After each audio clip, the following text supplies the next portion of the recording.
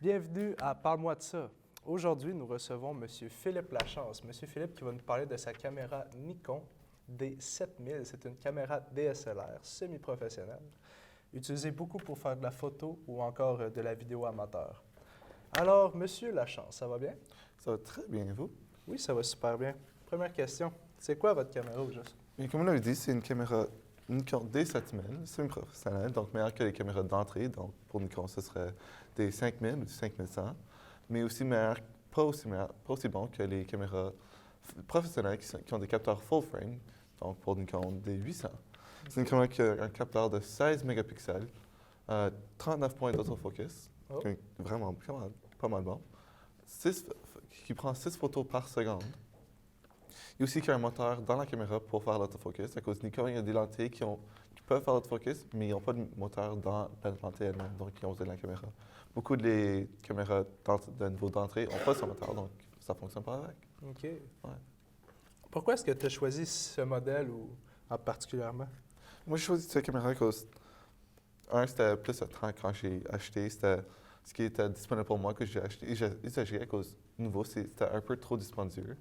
Mais à cause qu'il y a beaucoup d'options pour tout changer les paramètres, puis c'est plus facile à utiliser. Comme il y a des pour changer la vitesse d'obturation, puis ton ouverture sur une caméra d'entrée, de niveau d'entrée, il y a juste une roulette ici, donc tu dois peser un bouton puis le bouger pour faire changer ton ouverture. Mais maintenant, il y en a un en arrière puis un en avant. OK. Donc tu peux faire les deux en même temps. OK. Donc, ouais, puis c'est juste une caméra de meilleure qualité. Comme je dis, il y a ça prend plus de photos par seconde que beaucoup de caméras. Même que la D800, qui est la caméra professionnelle de Nikon, prend juste 4 photos par seconde. OK. Et c'est quelque chose qui est quand même bon. Il y a la place pour 2 cartes mémoire et non juste un. Donc, ouais. Il y a beaucoup d'avantages avec ce modèle-là. Pourquoi est-ce que tu as choisi Nikon et non une marque peut-être pas plus reconnue, mais peut-être plus achetée comme Canon? Bien, moi, j'ai toujours. Canon et Nikon sont les deux gros compétiteurs. Et moi, j'ai juste toujours plus aimé Nikon. Je sais pas pourquoi, mais juste la façon que c'est dans la main, comment que c'est fait. J'ai toujours aimé Nikon plus que Canon. Mais aussi, à cause, j'ai commencé avec Nikon, ma première caméra, une caméra niveau d'entrée, c'est une Nikon D60. OK. Donc, j'avais déjà commencé à avoir quelques lentilles. Donc, changer mes lentilles de Nikon à Canon, ça aurait aussi été beaucoup d'argent. Beaucoup plus d'argent que j'étais prêt à dépenser. OK. C'est quel genre de photos tu prends le plus avec ta caméra? Moi, je prends plus, genre, j'ai fait beaucoup de photos, mais je commence plus à aimer prendre des photos de sport, de vraiment capturer le moment où il y a quelque chose vraiment d'intense qui se passe OK. durant le sport. Puis c'est de trouver le moment de vraiment prendre beaucoup, c'est quand même prendre beaucoup de photos quand tu fais du sport, à cause qu'il y a beaucoup de, tu dois être vite. Mhm. Ouais, le sport, c'est ce que j'aime le plus. Est-ce qu'il y a des désavantages avec cette caméra-là? Mais il n'y a pas beaucoup de désavantages. Une des choses, c'est que c'est pas mal pesant. Juste avec cette lentille ici, c'est un peu pesant. Mais OK. avec une grosse lentille, comme pour faire le sport, j'ai utilisé une lentille de 70 à 200 mm f2.8 qui, avec ma vieille caméra, était déjà 5. Il faudra que je te coupe, OK. malheureusement, Philippe. Alors, c'est tout le temps que nous avons pour aujourd'hui, malheureusement, avec M. Lachance. Prochaine personne qui va passer est Mlle Rachel Seguin qui va nous parler de son cellulaire Samsung. J'espère que vous allez rester avec nous et il y a beaucoup d'autres chroniques à voir. Revenez après la pause. Merci.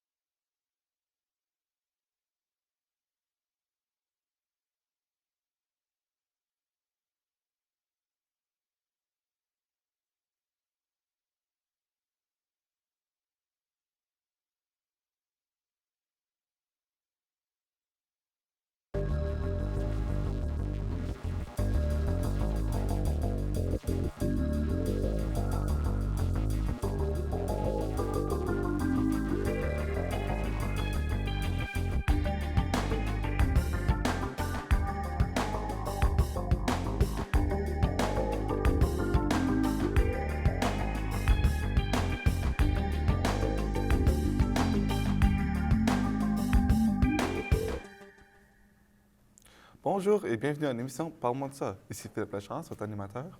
Aujourd'hui sur l'émission, nous avons la chroniqueuse Rachel Séguin qui va nous parler de son nouveau téléphone Samsung Galaxy S3.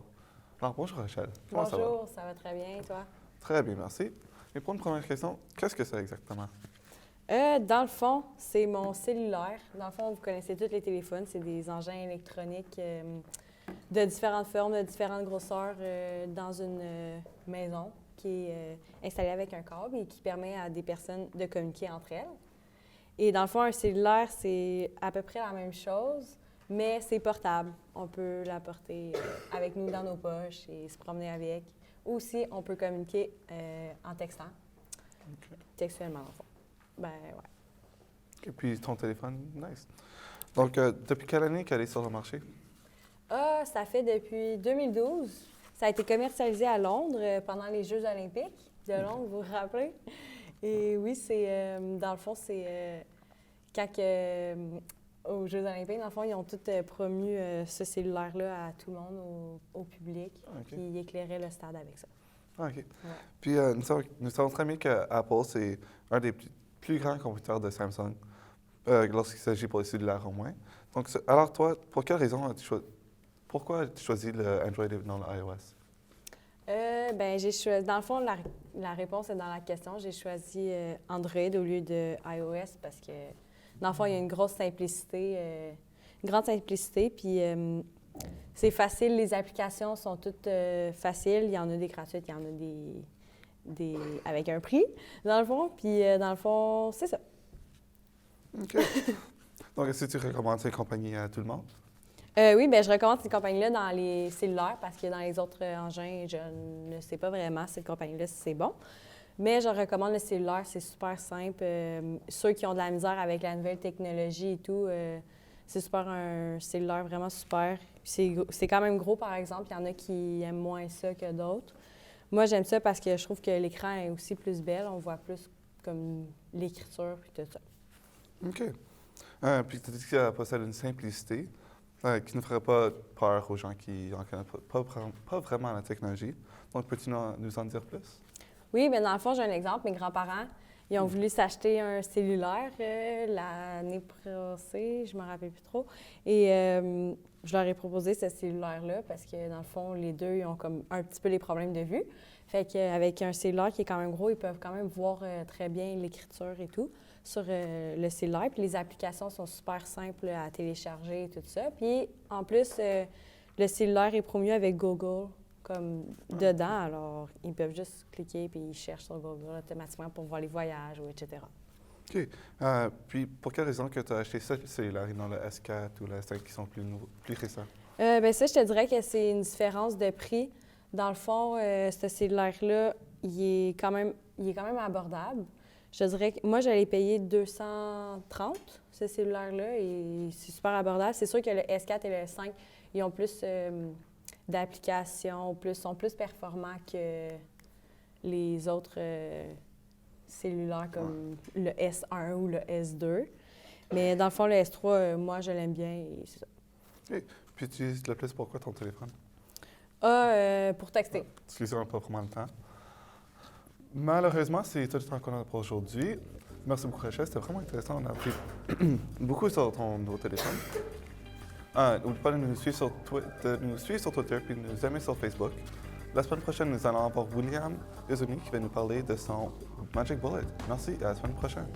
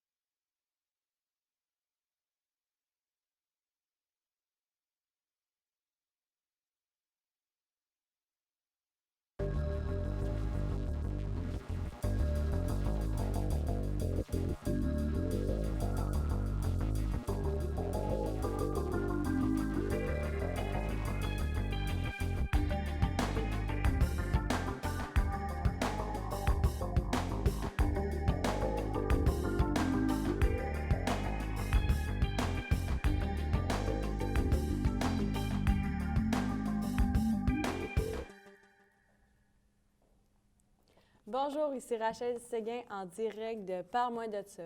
Aujourd'hui, nous avons la chance d'accueillir le seul et l'unique William Desaulniers qui nous parlera de son super Magic Bullet. Bonjour William. Bonjour Rachel. Comment allez-vous? Très bien, et vous? Ah, très bien. Premièrement, est-ce que tu peux nous expliquer qu'est-ce que c'est cet objet que tu nous apportes ici? En fait, le Magic Bullet, c'est comme un malaxeur, mais tout en un. C'est ce qui est à dire que tu peux avoir une tête comme ça pour faire des mélanges à crêpes. Tu peux changer l'hélice qu'il y a à l'intérieur, tout dépendant de ce que tu veux broyer. Mais aussi, tu peux mettre une tasse à la place de le mixeur à crêpes pour te faire des smoothies, par exemple, ou tu peux mettre des petits contenants pour broyer du fromage, etc. Ah, très intéressant. Et est-ce que c'est facile à nettoyer, cet engin-là? Parce Ben, que ça a l'air un peu... c'est compliqué, mais moi, j'ai trouvé un truc, là.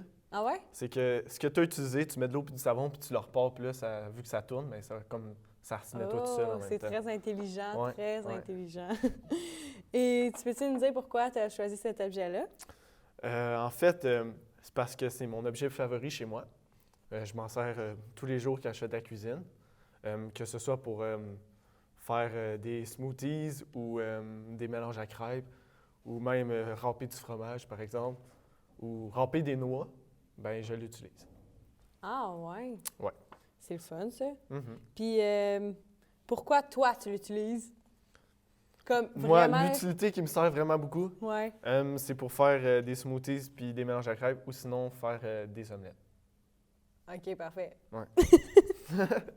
Et tu l'as acheté où, ce petit engin-là? Je sais pas si tu te souviens de la pub télé qu'il y a eu il y a 6 ans environ. Ça Ouais, disait on s'en acheter un Magic Bullet pour 2 paiements faciles de 39,95 et obtenir le deuxième gratuitement. Ouais. Bon, ben, je l'ai acheté là. Ben, c'est mes parents qui l'ont acheté. OK, alors Puis ils vous m'en ont l'avez donné un. reçu par la poste? Oui.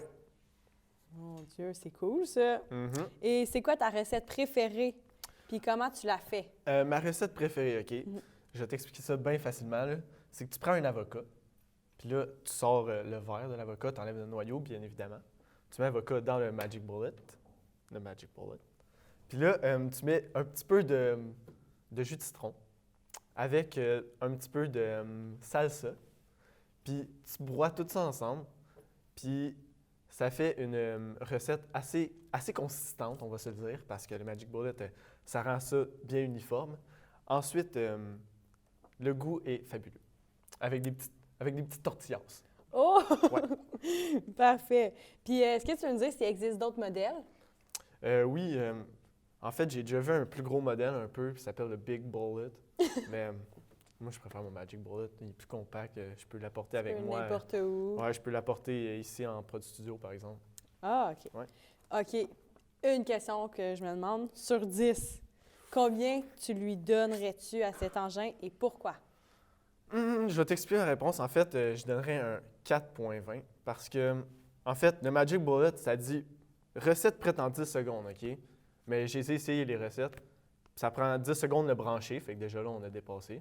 Ensuite, il faut que tu sortes tes affaires, il faut que tu les mettes toutes dans le Magic Bullet. Là, tu as déjà perdu comme 1 minute. Ensuite, tu sais, le temps de le broyer, ça prend un autre 30 secondes. Fait que moi, je suis pas Oui. vraiment d'accord avec ça. Ah, ben je comprends ça, mais malheureusement, c'est tout le temps que nous avions. Alors, merci d'avoir été là et soyez des nôtres pour le prochain épisode avec Francis Lavoie qui nous parlera de son Super Nintendo. Et merci d'avoir été là.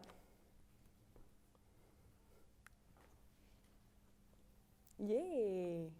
Merci! Hey, ça fait plaisir. J'espère que t'as envie d'en acheter un. Ouais, pour vrai, ça me donne le goût. Mais Ben, je suis prêt à te le vendre.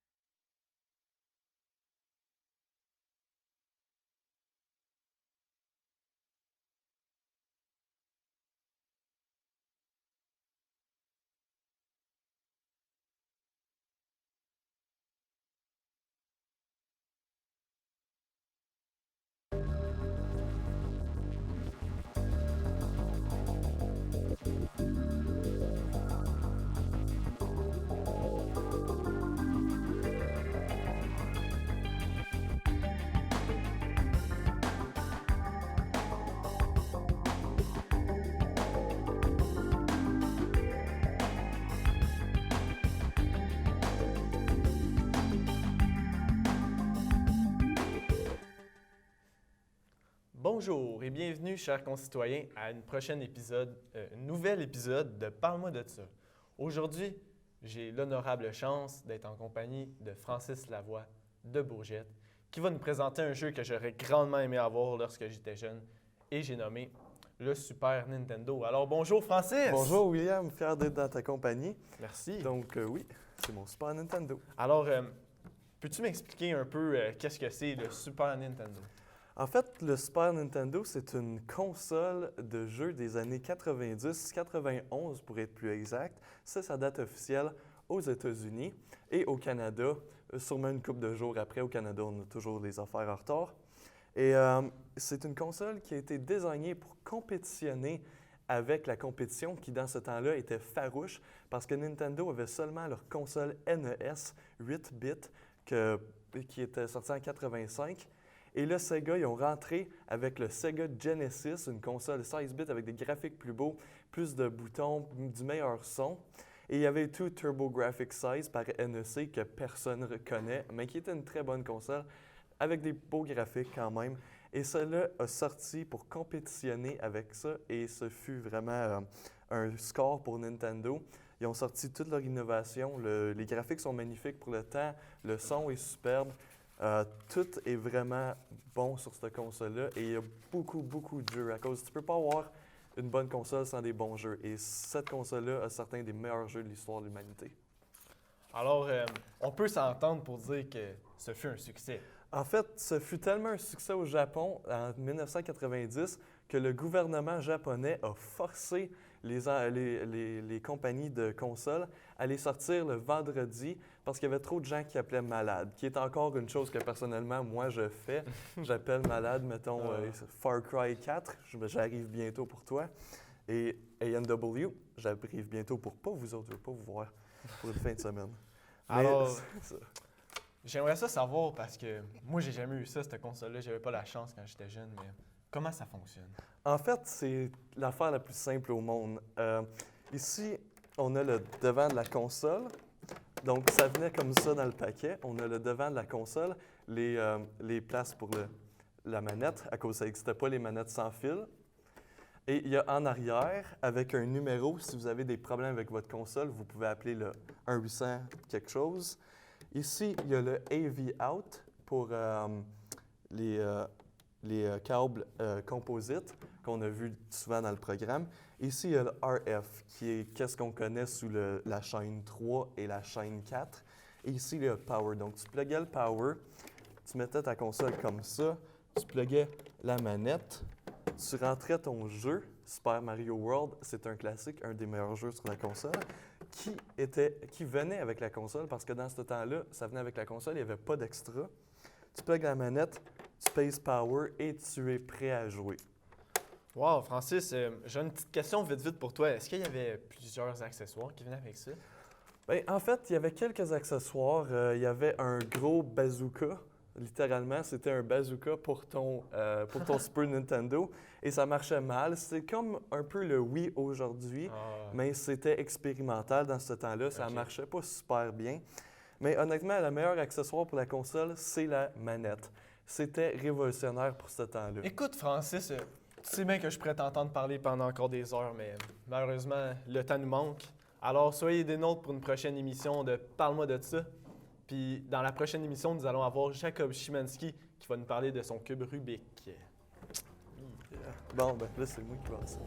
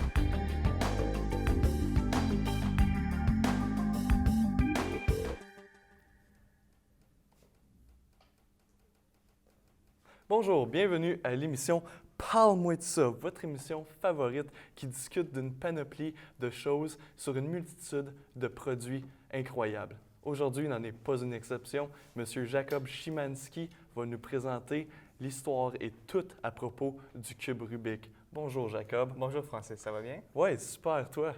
Pas pire, pas pire. Donc, les questions. La première va commencer avec quelle est l'origine du cube Rubik? L'origine du cube Rubik, c'est il y a un professeur hongrois d'art qui a inventé ça comme une pièce d'art. À cause, c'était un professeur d'art, puis il faisait de l'art, alors il a créé ça, puis ça a commencé comme une petite statuette, on peut dire. Puis éventuellement, il a montré ça à ses élèves. Puis ses élèves étaient bien plus intéressés à le résoudre à cause, on s'entend, c'est intéressant. Oui. Puis c'est comme ça que c'est devenu populaire. Mais une autre chose intéressante à propos du cube, c'est qu'il a été inventé en Hongrie, qui a été parti du contrôle communiste dans le temps. Puis ils n'ont pas eu la chance de l'exporter jusqu'en temps comme les années comme 70, quelque chose comme ça. Alors c'est vraiment intéressant. Comme ça a été inventé, ça fait longtemps, mais ça a seulement été populaire autour du monde relativement récent. Oui, ça c'est très intéressant. Juste une question, je ne sais pas si tu le sais, mais est-ce que le créateur original a pu avoir de l'argent pour qu'est-ce qu'il a fait? Ben, j'espère que oui, là, à cause c'est super cool, on s'entend, là. Oui, à cause je sais qu'en Russie, le créateur de Tetris, il n'avait pas eu beaucoup d'argent sur son invention, Oh, wow. mais c'est à cause d'un pays communiste et tout ça. Comment tu as appris à résoudre ce cube Rubik? Ben, j'ai appris à le résoudre sur l'Internet. Comme plusieurs choses. Comme plusieurs choses, oui, c'est ça. Pour résoudre un Rubik's Cube, tu as juste besoin de connaître des algorithmes, alors des formules essentiellement. Alors, si je voudrais bouger une tuile à une autre place, il faudrait que je connaisse une série de 10 à 15 mouvements pour le faire. Alors, ce que j'ai fait, c'est que j'ai mémorisé beaucoup d'algorithmes, puis c'est comme ça que j'ai appris. D'accord. Donc, sur l'Internet, on peut résoudre des cubes Rubik et on peut briser des couples.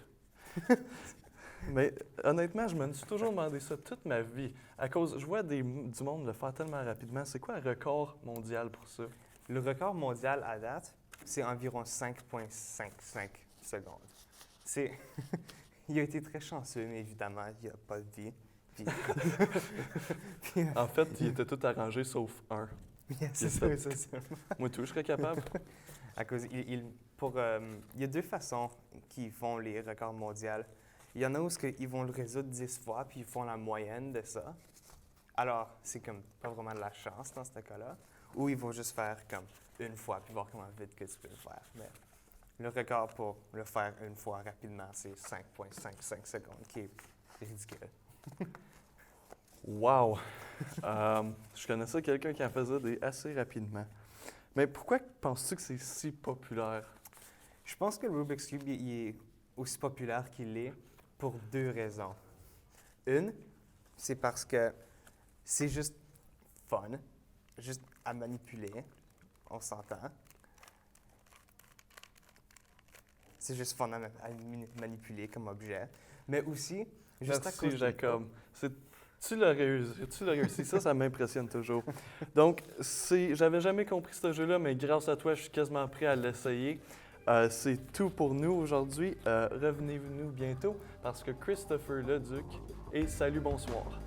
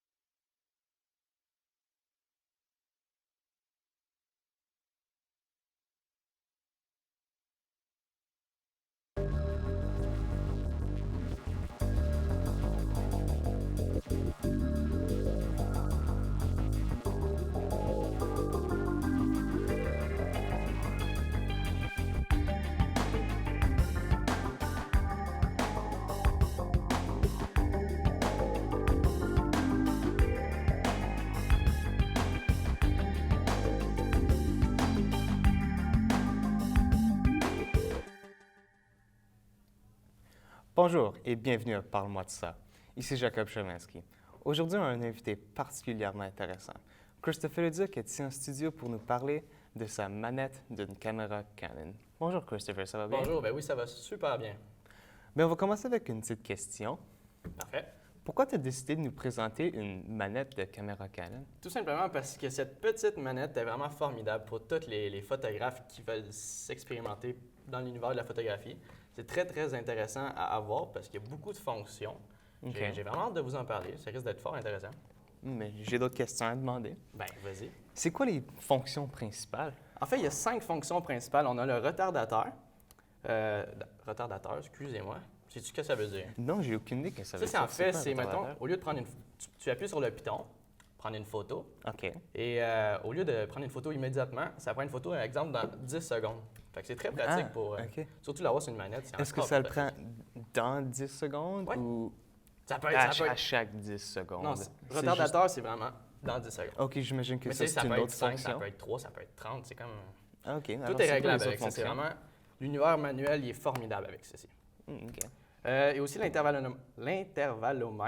Ça prend des photos en intervalle. Exemple, à chaque 3 secondes. Ah, à OK, chaque c'est heure. c'était ça que moi je pensais. Ouais. OK. Là, je vais vous l'ouvrir.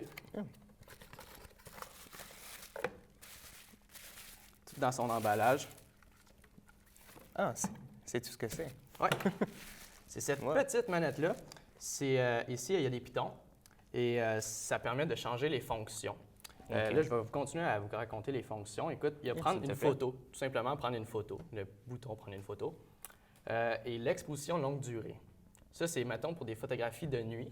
Tu peux OK. prendre une photo pendant 3 secondes. Fait que ça, tu vois le flare des autos, de la lumière. Oh, C'est vraiment c'est- intéressant. C'est Tu as comme sûrement quand tu déjà vu regardes, ça. Oui, l'effet où c'est durant la nuit, puis disons c'est sur un highway Exactement. ou quelque chose, tu vois les lumières qui passent. là. Exactement. C'est quoi un time-lapse exactement? Un time-lapse, oui, excuse-moi, j'ai oublié de t'en parler. Ça, c'est formidable pour faire un time-lapse. Ça, c'est, en fait, un time-lapse, OK. c'est un procédé qui se fait au tournage. Tu prends une photo avec un intervalle, comme que l'une des fonctions principales de ceci. Mhm. Puis en fait, c'est ça prend une photo à chaque, mettons, 3 secondes, 2 secondes. Puis là, tu vois des défilements de nuages, de villes, de civilisations. C'est vraiment intéressant. Ça fait vraiment des belles transitions vidéo. Là. Ah, Et, OK, parfait. c'est très le fun à faire. C'est long, mais c'est beau. C'est intéressant. Mais oui. Puis est-ce que ça fonctionne avec d'autres caméras, des caméras qui sont pas Canon? En fait, ici, on a un câble 3 pins. Je ne sais pas si vous pouvez voir, là, mais c'est un câble 3 pins. Ça dépend des caméras. Je sais qu'il y en a qui l'acceptent, mais c'est fait spécialement pour Canon. Ah, OK. Mais écoute, probablement qu'il y en a qui peuvent le... Des caméras professionnelles, ça c'est sûr. Ah, OK. Ça se trouve pas sur des T2i. Ah, ben, c'est intéressant. Ouais. Ça te coûte comment cher environ une machine comme ça? Ce modèle-ci, il m'a coûté 200 $. Tu sais, comme que je vous ai expliqué la semaine dernière, le modèle Nintendo 90 vaut 30 $. Celui-ci vaut 200 $, mais beaucoup plus de fonctions et beaucoup plus un avancé dans la technologie. OK. C'est pour ça que le prix vient avec. Alors, il y a environ combien de fonctions? 5 fonctions principales. Juste 5? Ouais. Puis ça coûte 200 $. Oui, mais tu peux exploiter le mode manuel d'une façon vraiment remarquable avec cette manette. Ah, OK. À cause, j'imagine qu'il y a beaucoup de différents settings pour Oui, personnaliser ce que tu as à faire. justement pour faire des timelapses, avoir pas de manette, c'est très, très dur. Mais je m'excuse, Chris, mais malheureusement, ça, c'est tout le temps qu'on a Ouais, pour pas la de soirée. Mais ne partez pas parce que directement après la pause, Jérôme Roy est ici en studio pour nous parler de son objet fascinant. Bonne soirée.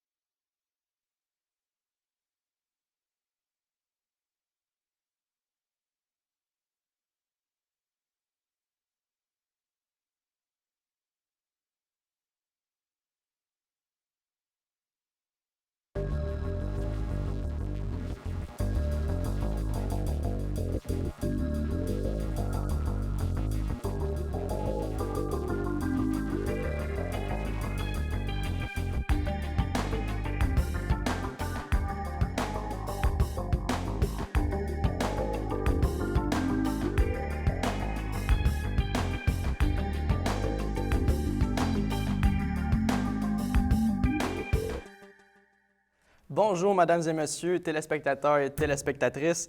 Bienvenue dans un autre épisode de Parle-moi de ça. Cette semaine, on a la chance d'avoir une chronique très intéressante avec Jérôme Roy. Il va nous parler de son Game Boy Advance SP. Écoute, Jérôme, parle-moi de ça. Mais je vais vous parler de ça en tant que tel. Ce bel objet divertissant te permet de te divertir pendant des longues heures de route, de gros voyages intensifs ou juste en allant à l'école. À l'école. Exactement. En auto, tu conduis, puis tu as ton Game Boy, puis... Ben, Ça, t'es pas supposé de jouer pendant que tu conduis, ça, c'est certain. OK, bon, écoute, parfait. Là, une petite question irrespectueuse, mais ça a l'air vieux. C'est à quelle année, ça? Ça, c'est en 2002, pardon. Oh! Un bon 2002, c'est une console de jeu 2002 qui fait très bien partie de la famille Nintendo, Ben oui. qui est un beau gadget portatif qui est utilisé pour majoritairement n'importe quelle personne de tous âges, à partir environ vers l'âge de 5 ans en montant. Même si à cette heure, même des jeunes de 5 ans, ils ont des cellulaires à cette heure. Fait que Ben oui, on s'entend des petits jeux divertissants comme ça. Ça peut être bien utile pendant des voyages pour pas que l'enfant pleure tout le long du voyage. Ben, c'est ça qu'il faut. Oui. Écoute, à quel âge tu as commencé à jouer avec ce petit... avec ça? Disons que j'ai joué avec celle-là plus tard, parce que c'est une régénération quand même Plus tard. de 2002. Puis moi, j'ai quand même été... j'en avais un qui était peut-être années 90. Fait que j'en ai eu un plus jeune, qui était moins récent que celle-là en tant que tel. Fait qu'alors, j'ai pu jouer pendant depuis ma jeunesse, pendant que je faisais des voyages vers Rimouski, voir de la famille, puis tout ça, avec un ancien modèle que celle-là. Puis là, j'ai évolué avec le Game Boy Advance SP. Bon, ben vive l'évolution. Écoute, combien ça coûte, ça? Ça, cette belle machine-là, c'est environ une quarantaine de dollars par certains magasins comme Microplay, comme dans Vidéotron. Mais c'est plus une console que vous allez voir dans comme Walmart ou dans tous les magasins électroniques. C'est vraiment plus un objet rendu peut-être, on peut dire, une antiquité dans la question technologique. Parce que c'est vraiment une technologie qui est déjà avancée. Il y a une nouvelle technologie 3DS qui est déjà mieux. Mais c'est là une quarantaine de dollars sur Internet. Vous pouvez l'acheter aussi sur Kijiji, c'est à vendre. OK, il y a ça un peu partout, si tu fouilles correctement. Exactement, exactement. OK, cool, intéressant.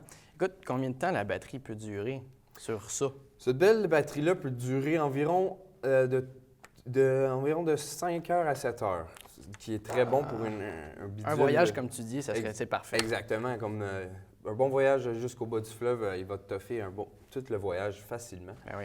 Fait que c'est quand même très utile pour les enfants qui travaillent, qui n'ont rien à faire pendant le voyage, qui veulent se divertir. Même les adultes, il y en a beaucoup, je vois, Ah ouais. pardon. Fait que justement, dans les voyages, ça risque d'être fort apprécié par les parents, que leur enfant s'occupe. Oui, exactement, qui chialent pas. Qui chialent pas on durant le arrive-tu? On arrive-tu? arrive-tu? Ah, c'est fatigant, ça. J'étais de même, moi, quand j'étais jeune. J'étais encore de même. Écoute, quel jeu aimes-tu le plus jouer sur ça? Comme tout bon classique, j'aime bien jouer à les Super Mario, Ah. qu'on peut jouer sur le Super Nintendo, mais on peut aussi jouer des nouveaux modèles de Super Mario sur ces consoles-là, qui sont aussi palpitants que les anciens, que tu peux partir des heures et des heures d'aventure dans le monde de Mario.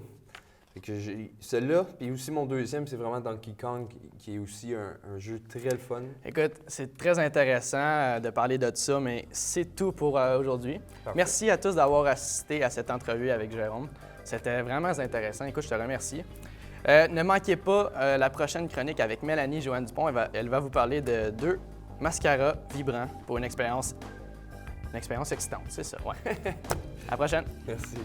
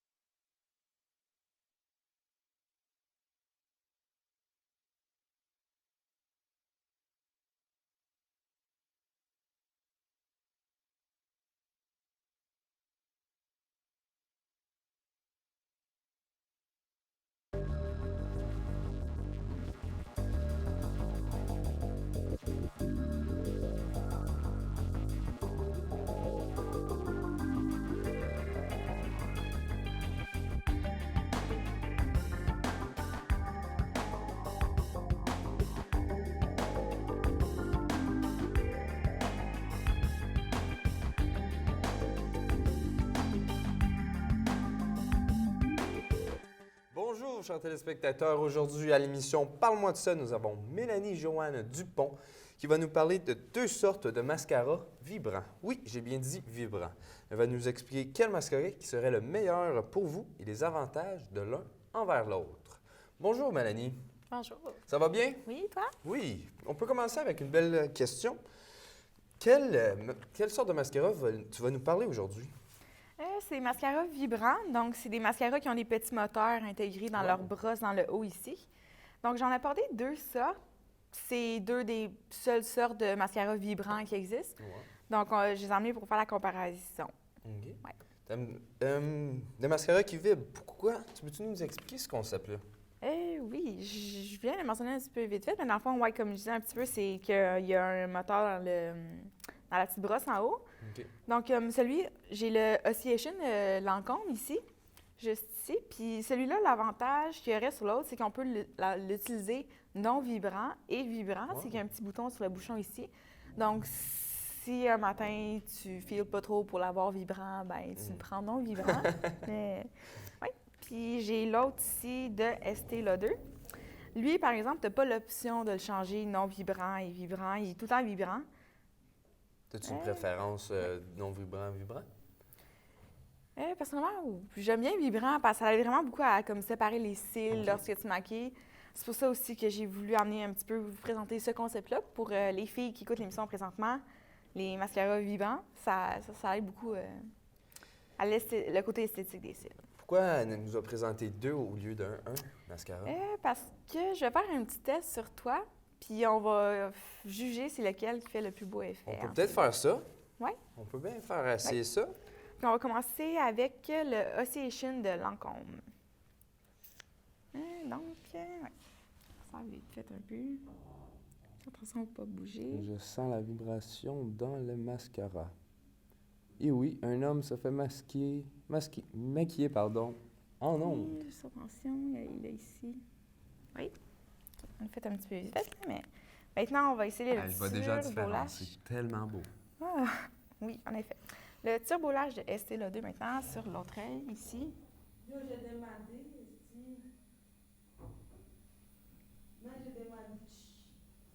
Attention à ne pas bouger les paupières.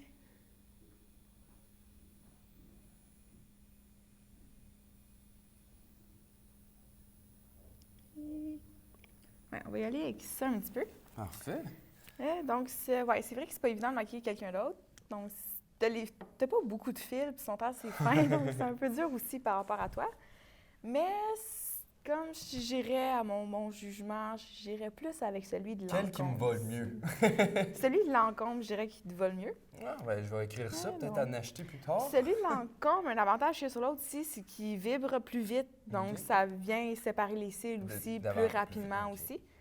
Malgré que celui de Estée Lauder, le Turbo Lash, sa consistance, c'est d'un gel eau qui permet de sécher plus rapidement puis qui facilite la mise sur les cils aussi. Donc, tout dépendant, ça doit dépendre aussi des filles. Puis j'avoue que quand on se maquille soi-même, c'est plus facile que de maquiller quelqu'un d'autre. Fait que c'est difficile un petit peu aussi, mais... on a peut-être une...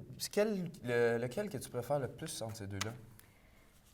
Moi, personnellement, en fait, ça fait pas longtemps que j'ai essayé le Lancôme. C'est bon. Mais je l'ai essayé une fois, mais merci pour ton opinion. Ouais, oui. C'est tout pour aujourd'hui. Merci. Nous avions aujourd'hui... C'est tout pour aujourd'hui. Nous avions beaucoup apprécié de la démonstration de mascara.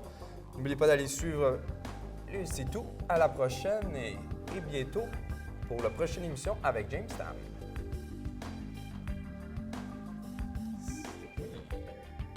Merci encore.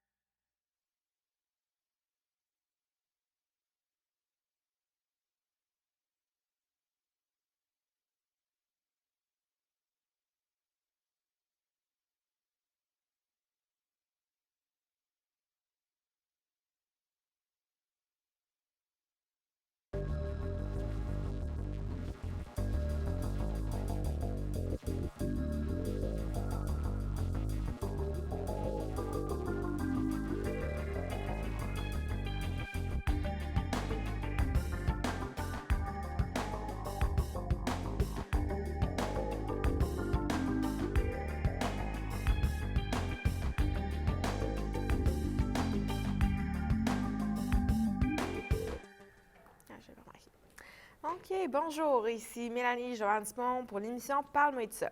Aujourd'hui, nous recevons M. James Tam qui vient nous parler d'un téléphone cellulaire, le Samsung Galaxy S5.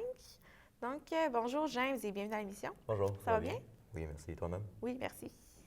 Donc, pouvez-vous me dire, à part faire des appels téléphoniques et écrire des messages textes, qu'est-ce que ce cellulaire fait?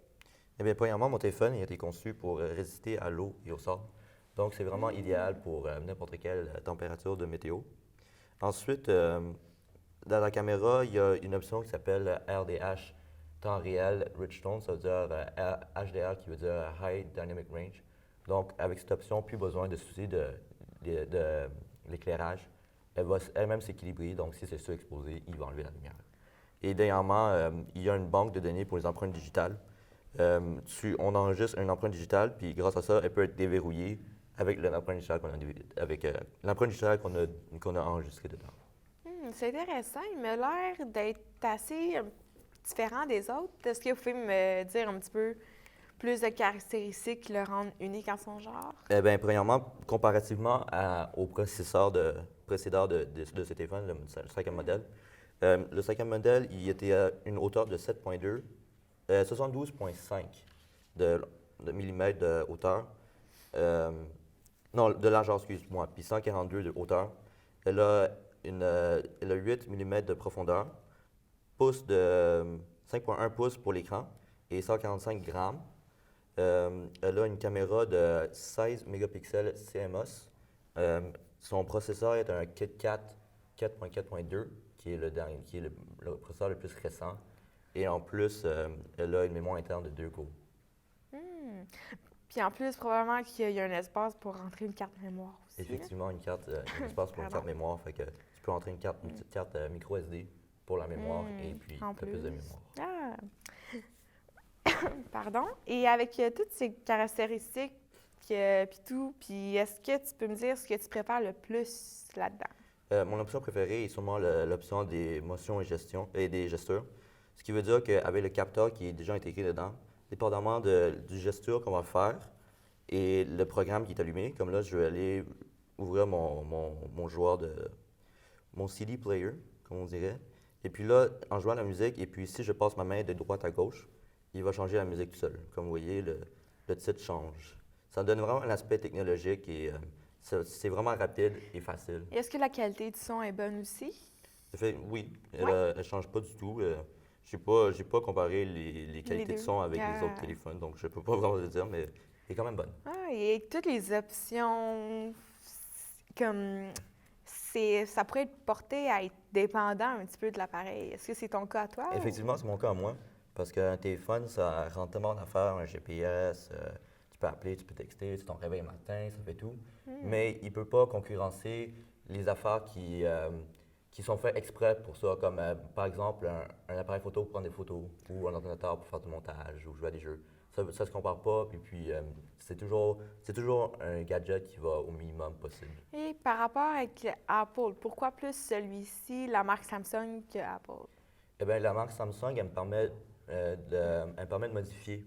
Donc, plus de liberté pour modifier et non Apple, parce que Apple, ils préfèrent... OK. Et ouais, c'est bien.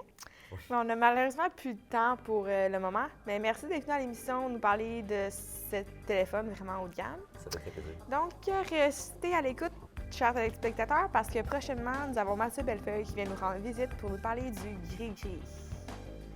OK, merci et bonne soirée. À bientôt.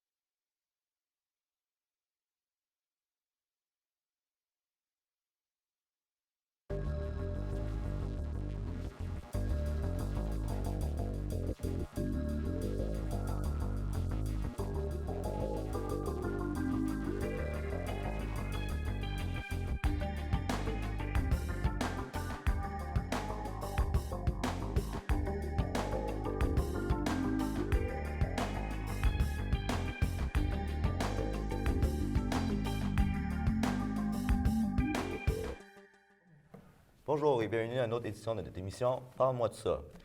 Ici votre animateur James Tam. Aujourd'hui à l'émission, je reçois Mathieu Bellefeuille. Il va nous parler d'un objet indispensable pour son passe-temps favori. Je parle évidemment du gris-gris. Bonjour Mathieu. Bonjour, James. Ça va bien? Oui, toi? Oui, ça va très bien. Donc si tu le permets, on va commencer. Oui. On va commencer avec une question double. Tiens. Commence fort. Oui, je commence très fort. Donc dis-moi, quelle utilité a un gris-gris et dans quel domaine? Domaine genre monter un arbre, monter des appartements? Donc, la première, c'était dans quelle utilité? Ouais, le gris-gris c'est ça. est principalement utilisé dans l'escalade, surtout dans l'escalade sportive, donc qui répond un peu à la deuxième aussi. C'est principalement utilisé, c'est ça, dans l'escalade sportive, dans les centres d'escalade, puis juste pour le plaisir plus. Mais comme tu disais, il est aussi installé, on peut l'utiliser comme arboriculteur, je ne me trompe pas. Si je ne me prends pas sur le mot, pour justement monter dans les arbres. Oui. Tu montes dans les arbres, tu coupes les arbres, ceux qui s'occupent de ça. Ok, tu peux vraiment faire ça. Oui, C'est tu juste peux une t'en joke. servir pour faire ça C'est aussi. juste une blague que je faisais. Non, mais ça marche aussi Ah pour ben. ça. Ah ben. Tu peux t'en servir pour ça, mais c'est moins utilisé dans ce domaine-là. Ils ont d'autres Ok. objets. Ouais, ça Mais va. sinon, il y a différents domaines que c'est utilisé. Là. Ok. Donc, Mais donc pourquoi l'utiliser? principalement, le gris-gris, pourquoi on a sorti un gris-gris? C'est que, principalement, c'est un auto-assureur. Ouais. So, qu'est-ce que ça veut dire? C'est que si, mettons, tu as un grimpeur qui est dans les airs, Ouais. puis tu as quelqu'un qui l'assure en bas, qui le tient, si jamais la personne en bas vient distraite ou a un des problèmes physiques comme un arrêt cardiaque ou au pire, l'auto-assureur, qu'est-ce qu'il fait? Il empêche la personne de tomber. Même sans avoir une main sur l'auto-assureur, le câble peut être barré, donc la personne qui est en train de grimper est garantie de ne pas tomber. C'est ça le grand plus du gris-gris, c'est que ça bloque tout ça. Ok. Donc c'est plus sécuritaire pour les Ouais. grimpeurs. Donc c'est ça. Donc ça rend tellement sécuritaire. Est-ce que c'est devenu un standard? C'est quasiment de nos jours, quand tu vas commencer à aller grimper, souvent, puis quand tu vas les centres d'escalade, les places spécialisées, la première chose qu'ils vont te demander, c'est si tu as un gris-gris. Ok. Si tu n'en as pas un, eux autres, ils marchent encore au ATC, un autre petit bidule, plus basique que ça. Mais justement, évidemment, si tu as un gris-gris, puis si tu veux l'utiliser, c'est conseillé de l'utiliser. Donc, ça s'en va vers cette méthode-là. Ça s'appelle un gris-gris, donc j'imagine qu'il est déjà breveté. Puis, tu sais, d'habitude, quand on brève un objet, c'est parce qu'on donne son nom. Fait que, est-ce que le gars s'appelait gris-gris? Non, le gars, malheureusement, s'appelait pas gris-gris. Je Ok. pourrais pas vous dire exactement l'origine du nom, par contre. Mais c'est inventé par Petzl. Puis Petzl, c'est une compagnie plus qui vient de l'Europe. Je me trompe pas, elle vient de l'Allemagne. Ok. Donc, c'est peut-être un rapport avec ça, mais je pourrais Ouais, pas dire exactement peut-être. gris-gris. Faudrait faire une traduction. Ouais, c'est un petit nom, un petit nom Ouais. drôle, mais je pourrais pas dire exactement d'où ça vient. Ok. Mais au moins, il s'appelle pas gris. Ouais, il y a ça. Le gris est fabriqué par quel matériau? Le gris est fabriqué avec, excusez, il est fabriqué principalement avec du plastique, de l'aluminium, de l'acier, puis du fer, un petit peu de fer. C'est ça qui fait qu'il est vraiment robuste, puis aussi très, très léger. Une coupe de grammes, puis tu peux le transporter où tu veux. Donc, quand tu pars, mettons en randonnée ou quoi que ce soit avec ton équipement, ça prend pas de place, puis c'est pas pesant. Donc, Ok. puis justement, la qualité des matériaux fait qu'il est robuste dans n'importe quelle condition, en hiver ou en été. Là. OK. Donc, ça lui donne une bonne durée. Ouais, une bonne durée bon- de vie. Ouais, un bon petit gris-gris comme ça peut durer facilement, là, si tu y fais attention, puis tu donnes l'entretien nécessaire, un bon 10-15 ans facile. Là. OK. Donc, dans quelles conditions que c'est sécuritaire de l'utiliser? Ben, c'est ça, comme j'ai dit tantôt, le gris, à cause des matériaux qui est confectionné avec, puis certainement, il faut la corde pour les conditions, mais à cause des matériaux qui est fait avec, le gris-gris, on peut l'utiliser dans presque toutes les conditions. C'est vraiment intéressant, mais malheureusement, je pense qu'on va devoir finir ici. Ah, c'est bon. Donc, merci à vous, chers téléspectateurs, d'être avec nous. La semaine prochaine, on retrouve Alexandra Lemire-Bertrand qui va nous parler du Zoom Xperia Z3. Merci beaucoup et bonne soirée.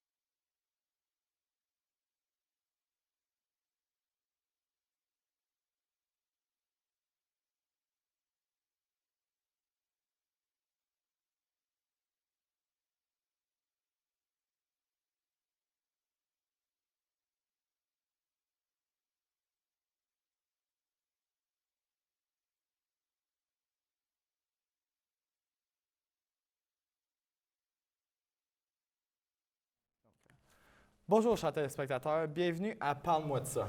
Aujourd'hui, nous accueillons sur nos merveilleux plateaux Alexandra Lemire, une spécialiste en électronique qui viendra nous parler de son téléphone Sony. Bonjour Alexandra. Bonjour Mathieu. Bon, ça va bien aujourd'hui? Ça va super bien, toi? Ah oui, on roule. Donc Alexandra, de tous les objets, ton téléphone, pourquoi avoir choisi ton téléphone? Ce téléphone-là en particulier. En fait, c'était vraiment quelque chose que j'ai toujours à portée de main. Donc, c'était beaucoup plus facile dans le contexte du cours, d'apporter mon Sony Xperia Z1. Puis, c'est pas un téléphone qui est très connu, surprenamment, parce que c'est quand même un vraiment bon téléphone avec des très bons reviews, si on peut se permettre. OK. Avec une Il passe particularité en dessous vraiment du spéciale. tapis, pas trop vendu. Non, étonnamment, non. Les mondes font plus avec les Samsung Galaxy et les iPhones. C'est les deux plus grands rivaux dans les téléphones. Mais il y a tout le temps d'autres téléphones autour qui sont un peu moins chers, mais qui sont aussi bons, sinon qui ont d'autres particularités pour attirer d'autres genres de monde. Sont les particularités. Oui. J'ai su par mon petit doigt, un petit contact, que tu avais une relation assez spéciale avec ton téléphone le matin. Peux-tu nous en dire un petit peu plus là-dessus? En effet, mon téléphone, je peux l'apporter dans ma douche. Ce qui est une particularité vraiment spéciale avec ce téléphone-là, c'est que... qu'on peut faire ça. Non, c'est ça. Il est résistant à l'eau. Je peux prendre des photos dans l'eau jusqu'à 30 pieds, si je ne me trompe pas. Wow.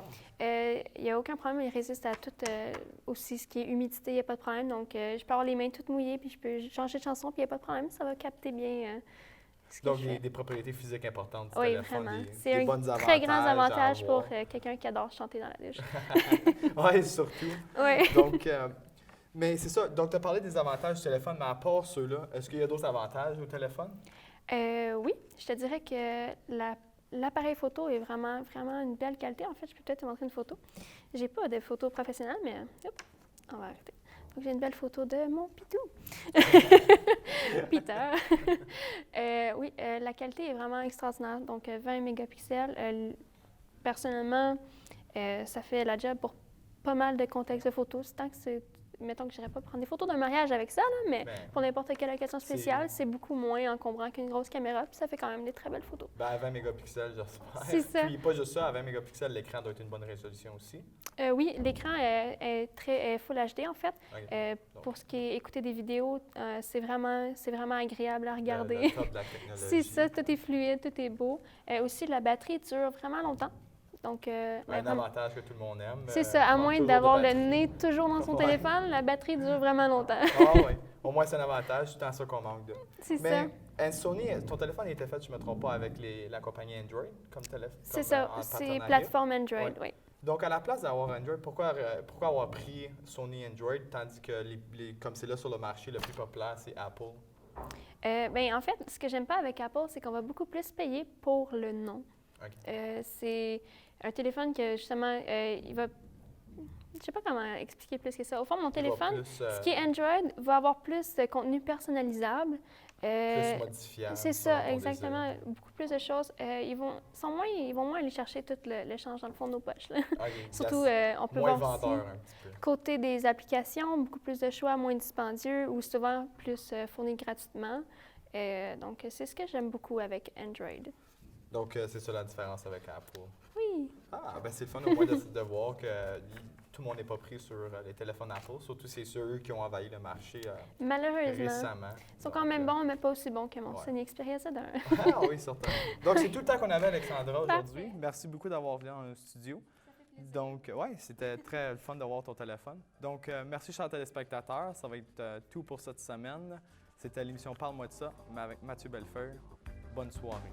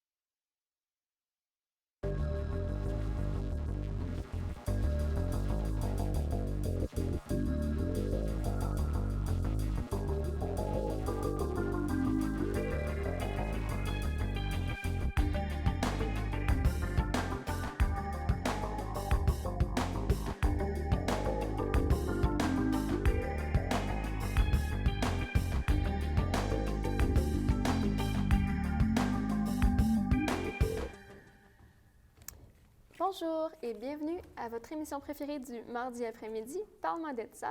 Alors aujourd'hui, nous allons rencontrer M. Adnan Mohamed qui va nous parler de son iHome IDM8. C'est ce fameux petit haut-parleur de Apple, si je ne me trompe pas. C'est bien ça, Adnan? Ah non, C'est pas Apple. c'est vraiment la compagnie iHome.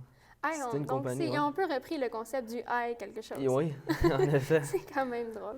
OK. Et pourquoi tu étais avec iHome et non une autre compagnie?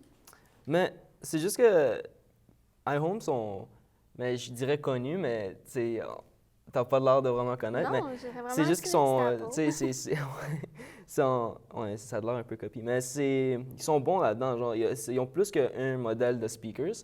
Puis j'ai vraiment aimé celle-là. J'ai aimé comment il a été fait, comment le design puis tout. Puis en effet, il me fallait un speaker sans fil. Puis j'ai décidé de prendre celle-là. Puis celle-là, il y a des boutons à l'arrière. Juste 3 boutons très simples. Off, Bluetooth pour le sans fil. Puis après, tu as auxiliaire N si on veut brancher un fil. Tu sais, si, mettons, tu veux le brancher à ton ordi, tu peux le brancher à ton ordi. Il n'est pas obligé d'être sans fil. Mais là, tu me dis sans fil. Est-ce qu'il faut quand même que tu aies une source de courant pour le garder en marche? Ou est-ce qu'il va avoir une batterie qui se recharge à l'intérieur? Oui, Comment ça c'est une batterie à l'intérieur qui est rechargée. On a la plug ici pour le chargeur. Parfait. Puis c'est vraiment simple. C'est un speaker incroyablement simple. Une fois que tu veux le connecter avec l'option Bluetooth, tu le tournes sur Bluetooth. Puis après, tu as un bouton ici où tu fais juste appuyer. Puis mettons, tu as un téléphone ou un réseau quelconque. Puis tu le cliques, puis il va apparaître iHome, OK, device. dans le menu du téléphone, dans le menu Bluetooth. OK, parfait. Puis ça se connecte incroyablement facilement. Aucune difficulté quelconque pour. Parfait. Puis la durée de vie de la batterie, puisque c'est quelque chose qui se recharge? Honnêtement, je le charge peut-être une fois par semaine. Ah, c'est quand même... Est-ce que tu te considères comme quelqu'un qui écoute beaucoup de musique avec? Ah oui, j'adore la musique. OK. Je suis pas bon, En j'ai pas de moyenne, talent musical, si mais je j'aime la dirais musique. en heure, combien de temps que ça va durer? En heure? Oui, une approximative. Si je serais pour estimer, je dirais au moins 8 heures. Juste ça. Mais c'est parce que je l'ai pas vraiment gardé, puis j'ai attendu, genre, comme... Mais j'avoue que c'est juste la musique, c'est sûrement beaucoup plus que 8 heures. Ah, OK, d'accord. Ouais. Est-ce que il y a une particularité spéciale? Est-ce que tu peux le laisser... Si tu l'oublies dehors sous la pluie, par exemple, est-ce qu'il va Il est vraiment... vivre un mauvais quart d'heure ou est-ce qu'il va être Ben, encore tu correct? sais, moi, je l'ai tout le temps avec moi dans la douche. Pendant... C'est quand Ouais, même je cocasse. je viens de vous confier quelque chose que j'aurais pas dit. Mais en tout cas, je l'ai déjà dit. Je l'ai avec moi dans la douche parce que, tu sais, j'aime ça avoir de la musique dans la douche puis je chante tout seul. Évidemment. Dites pas que vous faites Non, pas ça. on fait tout ça. On Je fait suis tout ça. certaine qu'on fait tout ça. Particularité, ben, le problème, c'est il y a juste 2 couleurs, le rouge puis le noir, pour ce modèle-là. D'accord. Puis, un problème avec aussi, c'est qu'il n'y a pas de case pour. À cause de sa forme très particulière, ils n'ont pas vraiment de case pour. Tu sais, on peut prendre un foulard, l'enfiler, puis voilà un case. Mais j'aurais aimé qu'il y ait un case avec parce qu'il est vraiment facile à échapper. C'est quand même. Ça a l'air d'une balle. Tu sais, des fois, tu t'amuses à la Oui. lancer. On pourrait se laisser prendre et s'amuser avec. Et non, Exactement. c'est pas une bonne idée. Quelqu'un qui ne sait pas c'est quoi, mettons un enfant de 5 ans, il va s'amuser à lancer la balle partout dans. Mais ouais. Puis c'est quoi le prix de ce petit haut-parleur-là? Celui-là, il devrait coûter 60 mais il y a un autre modèle, le iHome IDM 11, puis il va jusqu'à 70. Ok. C'est une petite différence de prix, mais Parfait. Je suis désolée, mais c'est tout le temps qu'on avait pour aujourd'hui. Ouais. Alors, merci beaucoup d'avoir resté à notre émission et j'espère que vous allez nous suivre sur Facebook et Twitter. Alors, c'était Alexandra et Adnan Mohamed qui nous présentaient son iHome IDM8 et je vous souhaite une excellente soirée. Merci beaucoup.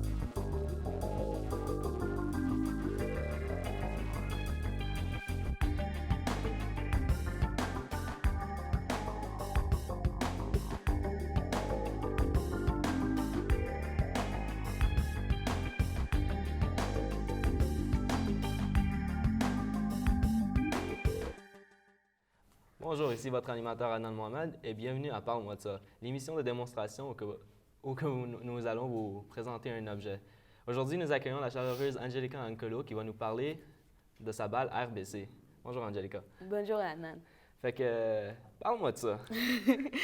Ça, c'est ma balle gonflable qui a le logo de ma banque. Y a-t-il Ma une banque, raison? c'est...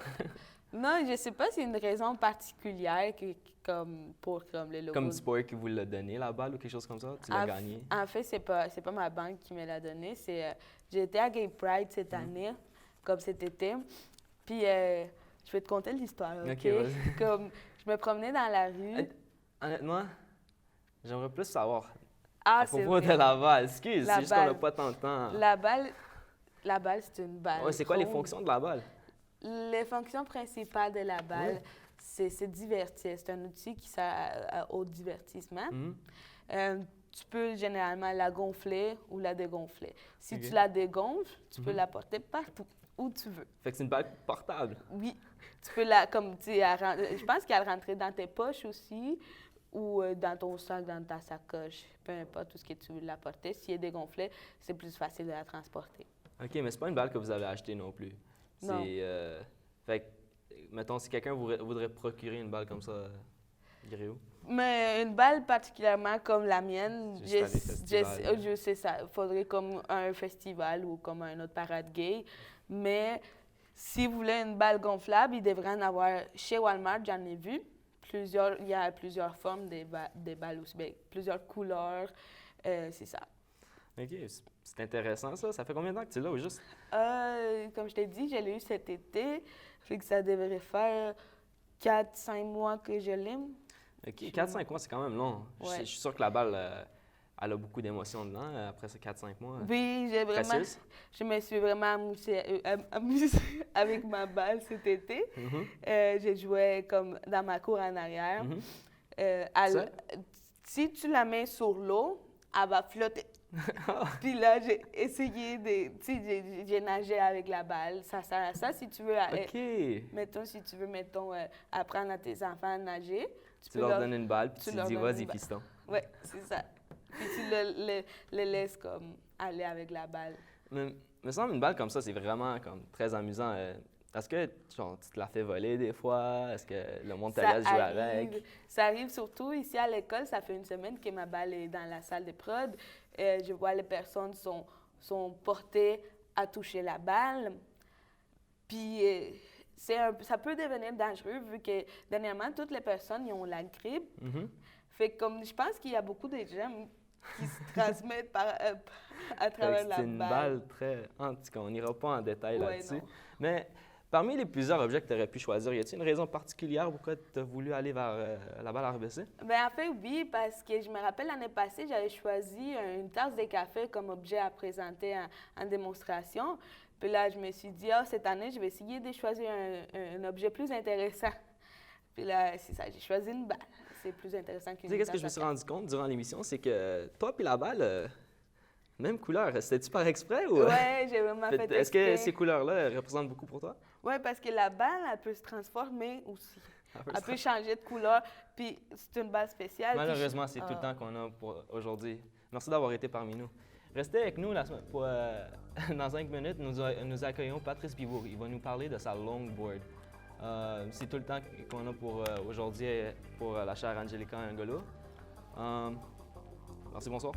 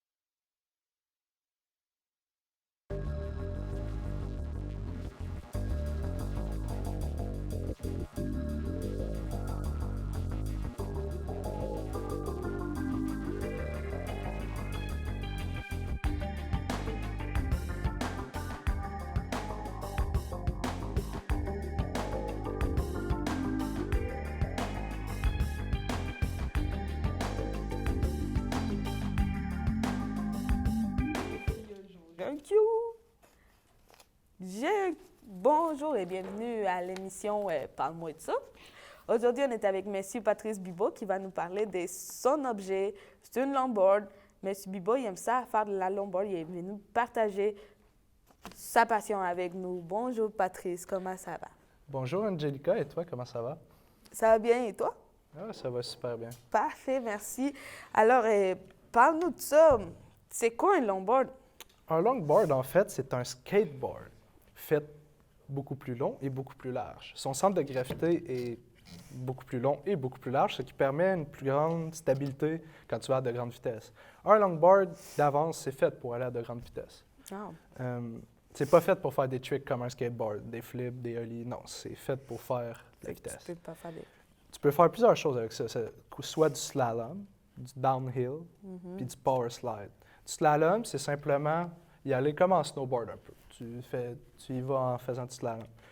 Du downhill, c'est d'y aller à toute vitesse en se penchant beaucoup, puis en allant le plus vite possible. Puis du power slide, c'est de drifter avec, quand tu vas vite. De drifter, tu peux drifter avec ça. Wow. C'est pas dangereux? Oui, c'est très dangereux. Okay. C'est considéré comme un sport extrême.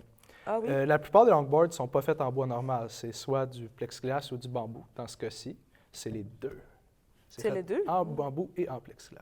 Puis est-ce que ça fait que la longboard est plus forte? Il y a ce qu'on appelle un flex.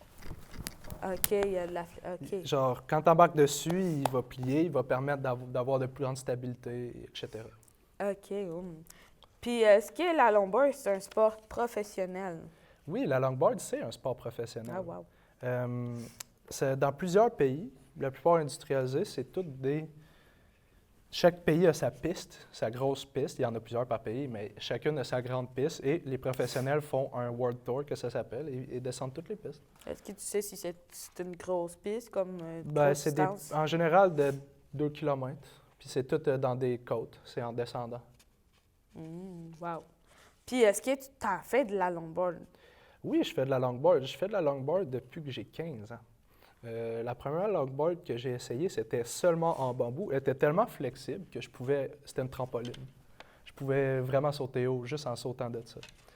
Ensuite, je suis acheté ma propre longboard que j'ai gardée 2 ans et demi quand même. Et à partir de ce moment-là, j'ai commencé à avoir la touch puis à faire du longboard partout. Puis ça coûte environ combien une longboard comme ça? Celui-là, je ne suis pas trop sûr, mais pour moi, c'est au-dessus des 300 $. Parce que c'est en bambou et en plexiglas. Et aussi la shape, si je pourrais la montrer, la shape est très différente. C'est fait comment je pourrais dire ça? C'est fait large au centre, puis mince au bout. La plupart sont faites en planche de surf, mais elle est spéciale. Ça permet de virer plus. Puis, est-ce que tu veux parler un peu des roues? Ça va oui, quoi? Les roues sont très intéressantes. Les roues sont beaucoup plus larges que des roues de skate normales. Aussi, il y a plusieurs sortes de roues. Il y en a en gelée, il y en a dures. Ceux en gelée permettent un meilleur grip, donc de virer plus comme tu veux, tandis que quand ils sont durs, c'est pour faire du power slide, pour faire de la drift, pour que ça glisse à terre, et donc ça colle. Les roues sont très larges, plus larges que des roues de longboard, à cause que, justement, la longboard est plus longue, plus large, ton centre de gravité est plus large, donc tes roues doivent être plus larges. Merci, Patrice, de nous avoir montré ta longboard. C'était très intéressant. Et merci à vous tous d'avoir été des nôtres. C'était notre dernière émission de l'année. Et merci, bonsoir.